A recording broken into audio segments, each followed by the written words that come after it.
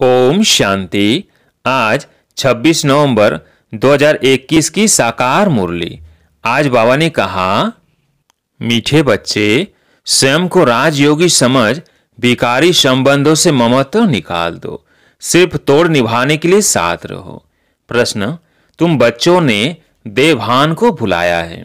इसका यादगार शास्त्रों में किस रूप से दिखाया है? उत्तर, दिखाते हैं पांडव पहाड़ों पर गल गए, परंतु उनको क्या पड़ी थी जो पहाड़ों पर बर्फ में जाकर शरीर छोड़ेंगे।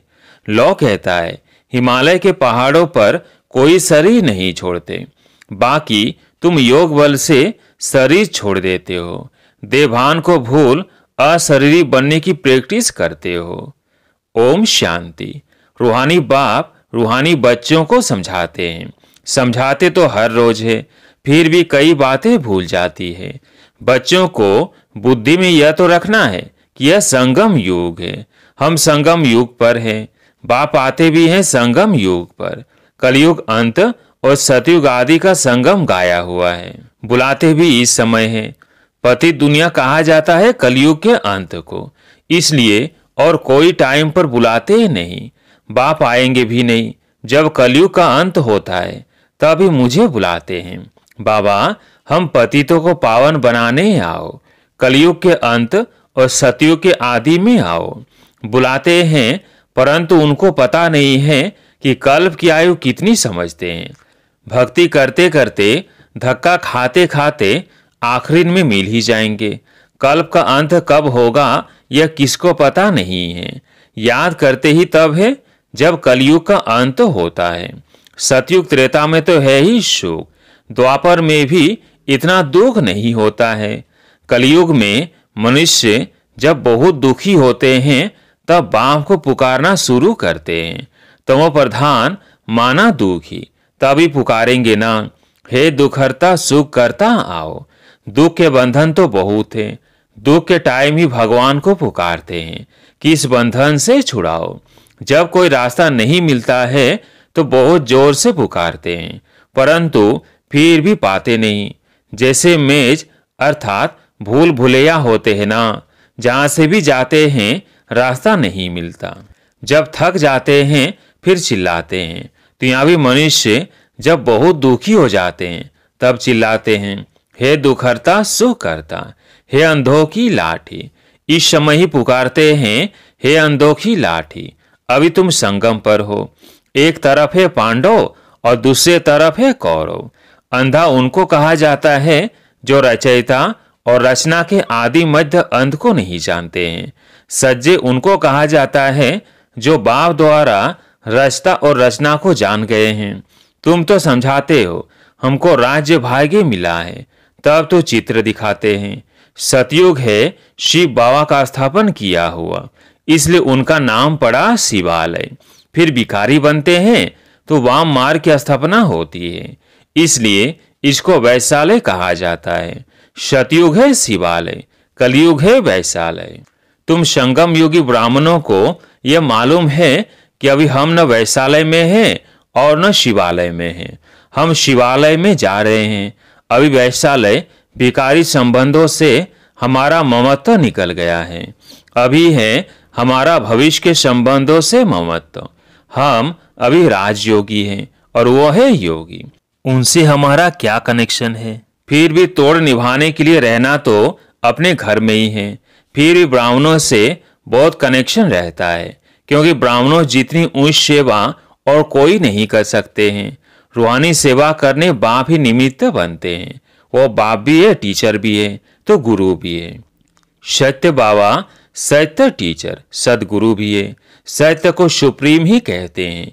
उन द्वारा हमको वर्षा मिल रहा है। यह याद रहने से कितनी हर वक्त खुशी रहनी चाहिए। फिर औरों को समझाने के लिए पुरुषार्थ किया जाता है। पहले पहले तो है वह पारलौकिक बाप, वह सत्य शिक्षक भी है, सदगुरु भी है। सृष्टि चक्र के आदि मध्य अंत का ज्ञान देते हैं, इसलिए उनको ज्ञान का सागर कहा जाता है। पहले पहले तो उनकी महिमा करनी है। वह सत्य बाप, सत्य टीचर, सत्य सदगुरु हैं। सत्य धर्म की स्थापना करते हैं। मांगते हैं ना कि एक राज्य हो, वो तो सतयुग में होता है, यहाँ तो हो न सके। मनुष्य कहते हैं वन वर्ल्ड हो जाए, एकता हो जाए।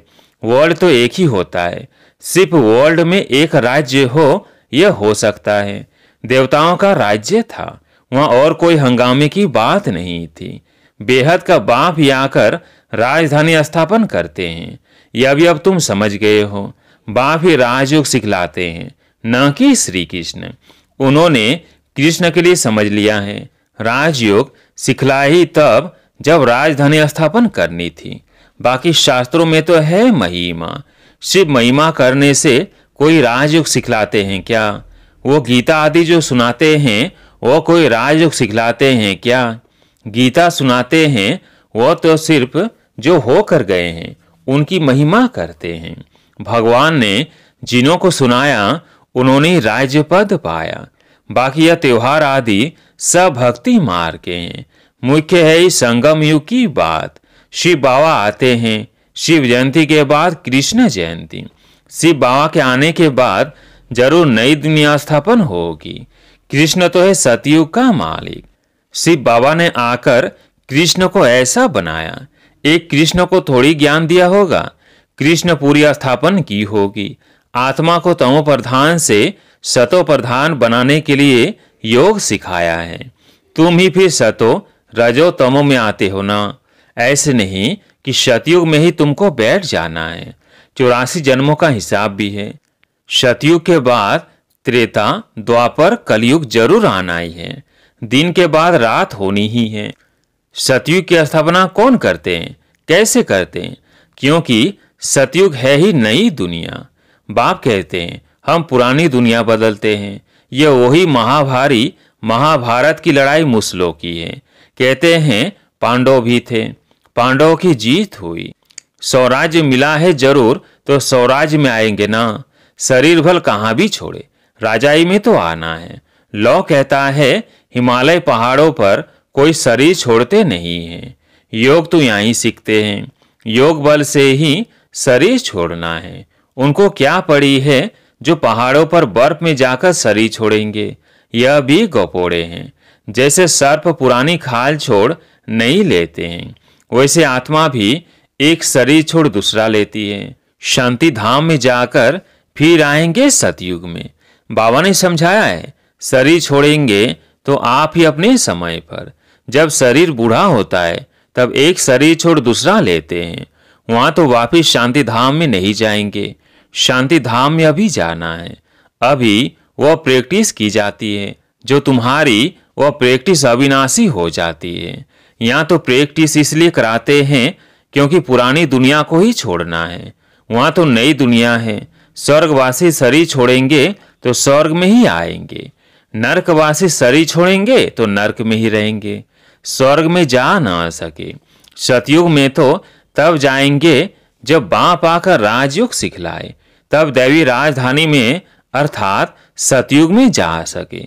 राजा महाराजा का लक़ब यहाँ भी मिलता है, पद दूसरा मिलता है, परंतु नाम वो चलता रहता है, बदल नहीं सकता। कोई कोई का टाइटल कायम कर देते हैं। जो पैसे से टाइटल लेते हैं, आगे लाख 2 लाख देते थे तो लक़ब अर्थात टाइटल मिलता था। तो ये रूहानी बाप रूहानी बच्चों को बैठ समझाते हैं। उनको कहा जाता है स्पिरिचुअल फादर, आत्माओं का बाप, जिसको बुलाते हैं कि हे बाबा आओ, आकर हमको पति से पावन बनाओ। यहाँ बड़ा दुख है, हमको राम राज्य में ले चलो। ड्रामा अनुसार 5000 वर्ष पहले भी ऐसे कहा था। परम पिता परमात्मा को आना ही है। ये चक्र फिरता रहता है। बाप कहते हैं मैं कल्प के संगम युग पर आता हूँ। ये अक्षर जरूर डालने होते हैं। ड्रामा के प्लान अनुसार आता हूँ। ड्रामा अक्षर भी लिखना पड़े तो मनुष्यों को पता पड़े कि यह 5000 वर्ष का ड्रामा है। अभी सब मनुष्य मात्र पति थे, इसलिए खुद कहते हैं हम पापी है, नीच है। ब्रोवर वैशालय भी है, विषय सागर है ना।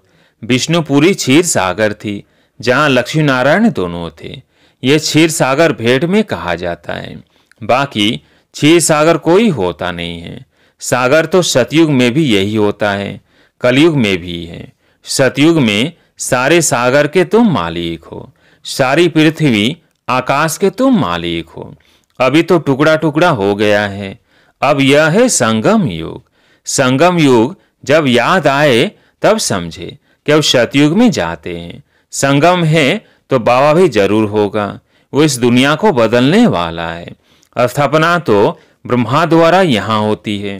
अब तुम चित्र बनाते हो, बाबा तो है ही बिंदी लाइट माइट की, तुम्हारी आत्मा भी लाइट है। अब तुमको लाइट कैसे देवे, तो तुम्हारे सिर पर बिंदी दे दी है, आत्मा को लाइट कैसे दे।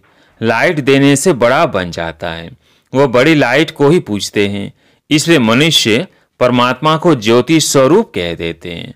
वास्तव में लाइट है पवित्रता की निशानी। मनुष्य समझते हैं ज्योति स्वरूप है। बिंदी को अगर लाइट भी छोटी दे तो पूजा कैसे होगी, इसलिए बड़ा कर देते हैं। बाप कहते हैं मैं परमात्मा सुप्रीम सोल हूँ, जिसको तुम परमात्मा कहते हो। परंतु छोटी बिंदी की पूजा कैसे हो, लाइट कैसे दें। कोई लिंग की पूजा करते हैं, शाहूकार है तो हीरा गोल बनाकर उनकी पूजा करते हैं। नाम तो शिवलिंग ही रखेंगे, है तो स्टार और कोई चीज नहीं है। यह बड़ी गुह्य बातें समझने की है। आत्मा कोई बड़ी छोटी नहीं होती, नहीं तो फिट कैसे हो। अभी तुम जैसे अपनी आत्मा को जानते हो वैसे बाप को जानते हो। आत्मा बाप को बुलाती है। तुमने अपनी आत्मा को देखा है तो परमात्मा को कैसे देखेंगे। हाँ, दिव्य दृष्टि से देख सकते हैं। सो तुम जबकि जानते हो फिर देखने से फायदा ही क्या। यह तो पढ़ाई पढ़ने की है जिससे मनुष्य देवता बनते हैं। यह है फ्यूचर नई दुनिया के लिए पढ़ाई। यह लक्ष्मी नारायण कहाँ ऐसे कर्म सीखे, संगम पर। बाप कहते हैं मैं संगम पर ही आकर तुमको नई दुनिया के लिए पढ़ाई पढ़ाता हूँ। बाप प्रदर्शनी में तार देते हैं, उसमें भी यह लिखना है यह संगम युग है। बाप कहते हैं तुम हमसे बर्थ राइट ले सकते हो भविष्य 21 जन्मों के लिए। संगम युग अक्षर जरूर लिखना है। एक्यूरेट जो तार जाती है उसकी कॉपी वहां लगानी है। बड़े अक्षरों में लिख देना चाहिए। दिन प्रतिदिन क्लियर होता जाता है। नीचे लिखते ही है बाप दादा। शिव बाबा जो आत्माओं का बाप है वो प्रजापिता ब्रह्मा द्वारा सिखलाते हैं। बाप कहते हैं मुझे शरीर का आधार तो चाहिए ना। शिव तो है निराकार, उनको तो अपना कोई शरीर है नहीं। ब्रह्मा विष्णु शंकर तो सूक्ष्म आकारी है, बाकी तो सबको शरीर है। बाप कहते हैं मुझे शरीर है कहाँ, परंतु ऐसे तो नहीं कि मैं नाम रूप से न्यारा हूँ। बहुत क्लियर बच्चों को समझाते हैं मैं हूँ निराकार, परंतु जब मैं आता हूँ तो मुझे शरीर जरूर चाहिए। मैं गर्भ में नहीं आता हूँ, मैं खुद बतलाता हूँ कि मैं इस साधारण तन में आया हूँ। यह पहले पूज्य था, अब पुजारी बना है। माला में भी है पहले शिव बाबा, फिर 2 दाने हैं। प्रवृत्ति मार्ग है ना, अभी तुमको पता है प्रवृत्ति मार्ग की ही माला है। जो प्रवृत्ति मार्ग में पतित थे अब शिव बाबा की मत से पावन बन सृष्टि को पावन बना रहे हैं।